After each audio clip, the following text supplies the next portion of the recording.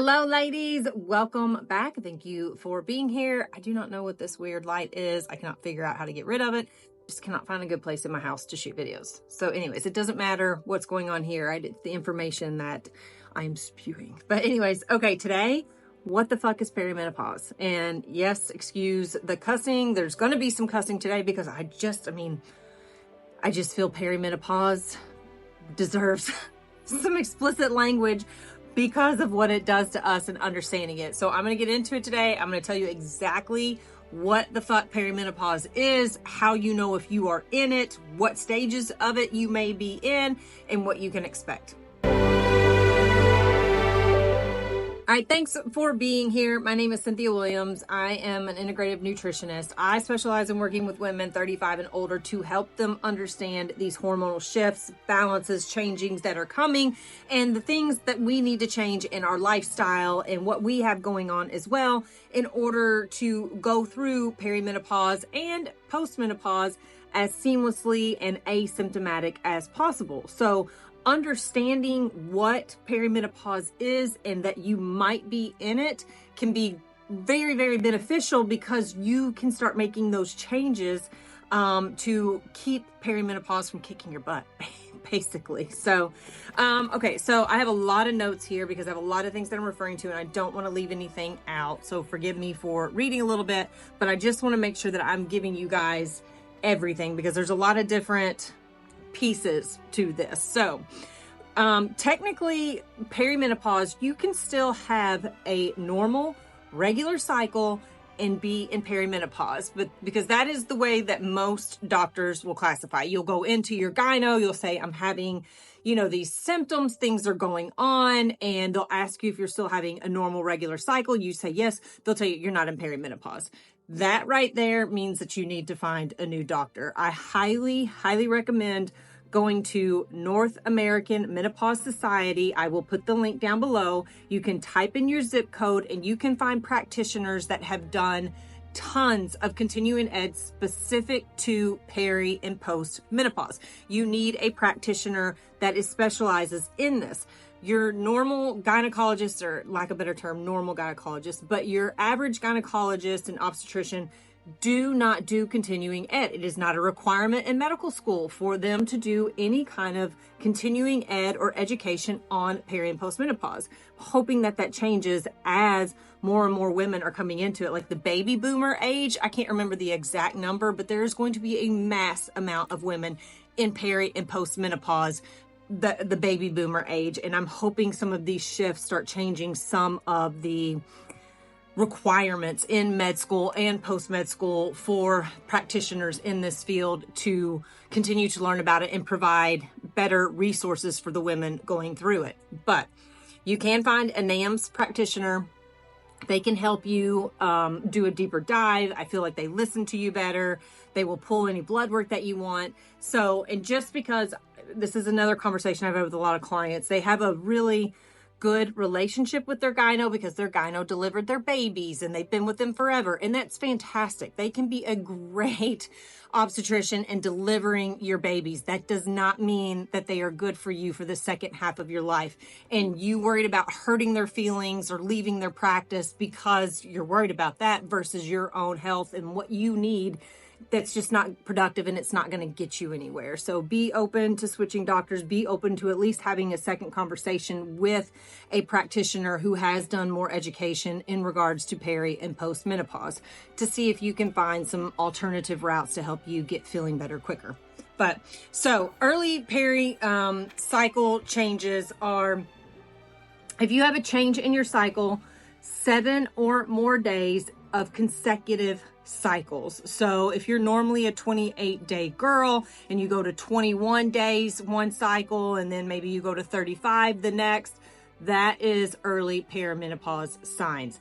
So there is an organization called CIMCOR, and it's the Center for Menopause and Ovarian Research or Uterine Research, and they classify perimenopause as if you are having 3 or more of these symptoms. And like I said, you can still be having a normal, regular cycle and experiencing these symptoms, and you are in the beginnings of these hormonal shifts. So the 3 or more symptoms are: 1, a new, heavier or longer flow; 2, shorter, less than 25 days; 3, new, swollen or sore breasts, so much so that like you don't even want to be hugged. Number 4, new or increased menstrual cramps. Number 5, new mid-sleep wakening. Number 6, onset of night sweats, especially close to or around your period. Number 7, new or increased headaches or migraines. Number 8, new or intensified pre-menstrual mood swings, noticing that those mood shifts, those energy flows are becoming more sharp and more dramatic and affecting you. And number 9, notable weight gain despite no change to diet or exercise. So if you are experiencing 3 or more of those, you are technically classified as perimenopause. Again, experiencing a normal regular cycle. So if you have a normal regular cycle and you've got new headaches, you've got the new night sweats, and you're seeing mood changes, you're more than likely in perimenopause. And I want to provide this information for you ladies because a lot of women think something is wrong with them because they'll go to the doctor. They'll ask them, are you having your normal cycle? They say yes. They're like, you're not in perimenopause. Then you're like, what the fuck is wrong with me? And you get put on an antidepressant, or they throw a birth control pill at you. And wanting you to understand that it's not just cycle regularity that is going to determine perimenopause. You can have other hormonal imbalances that are causing these shifts outside of your cycle, and it's something to address. And again, maybe further a conversation with your doctor or looking to go to a NAMS certified practitioner. So typically in perimenopause, we think of estrogen for everything. And what is actually happening in the beginning of perimenopause, or the early stages of menopause, is you are having those shifts in your cycle or some of the other symptoms that we talk about. Eventually, everybody does start having shifts in their cycle. They either become shorter, longer, heavier, lighter, whatever that may be. And that is typically due to progesterone levels versus estrogen initially. Estrogen does tank off later on, but initially it's progesterone. And the reason being, our ovulation, the time that we ovulate, or if we ovulate, begins to change in perimenopause.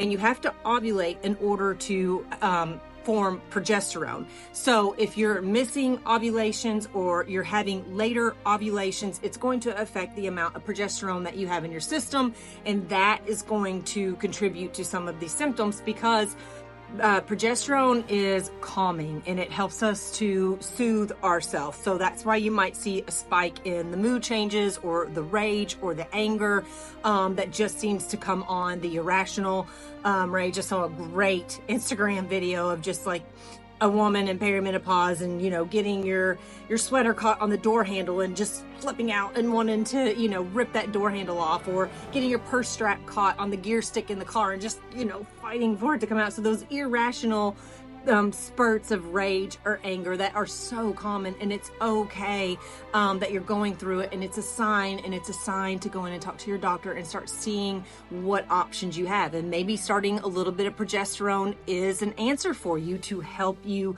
regulate and balance those levels more, because what can happen if we're not ovulating, or we're not ovulating regularly, and we have decreased progesterone symptoms, but we're still secreting normal estrogen levels, it can put us into an estrogen dominant state, which is basically all these same symptoms that you experience at perimenopause. Is estrogen dominant symptoms, but it will exacerbate them. It will exacerbate weight gain. It will exacerbate mood swings. It can mess with digestion. It can mess with your skin. It can just really start to impact you again, where you're like, what the fuck is wrong with me? I don't understand. I haven't changed anything. My food hasn't changed. My exercise hasn't changed, but I'm gaining weight. What the fuck is wrong? This can be going on. So that's why it's important to have these conversations with your doctor.